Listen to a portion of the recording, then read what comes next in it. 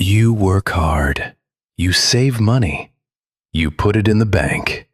But here's the uncomfortable truth. Even while it sits there doing nothing, your money is losing power every single day. This isn't a conspiracy theory. It's called inflation.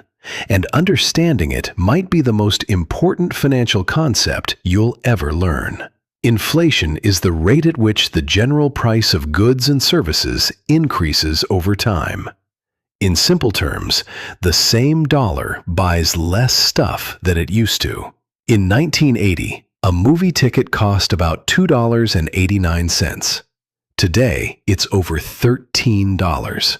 A postage stamp in 1970 was 6 cents. Today, it's 68 cents. A house in 1970 averaged $23,000. Today, the national median is over $400,000. These aren't random changes. They're inflation compounding over decades.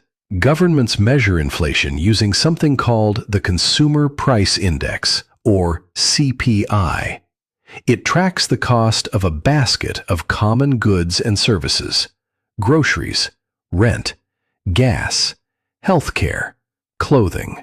When that basket costs more this year than last year, that percentage increase is the inflation rate.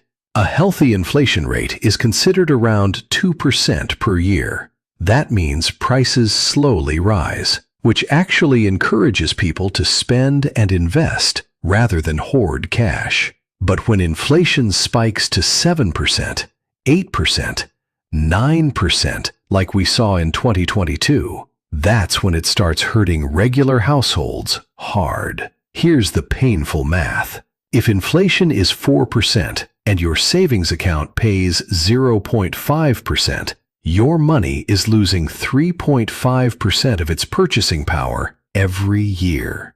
Put $10,000 in a standard savings account today.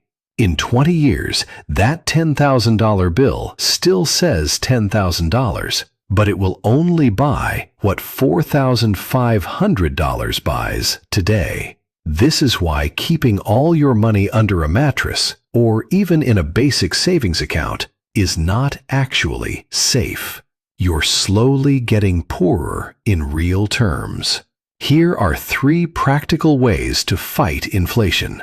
Number 1. Invest in assets that historically beat inflation. The stock market has averaged around 7 to 10% annually over the long term, well above typical inflation rates. Number 2. Consider inflation-protected investments. In the U.S., TIPS, Treasury Inflation-Protected Securities, actually adjust with inflation. Number 3. Real estate. Property values and rents have historically tracked or exceeded inflation, which is why real estate is often called a hedge against it. Number 4, and this is underrated, invest in yourself. Skills, education, and certifications increase your earning power, which is one of the best inflation defenses there is.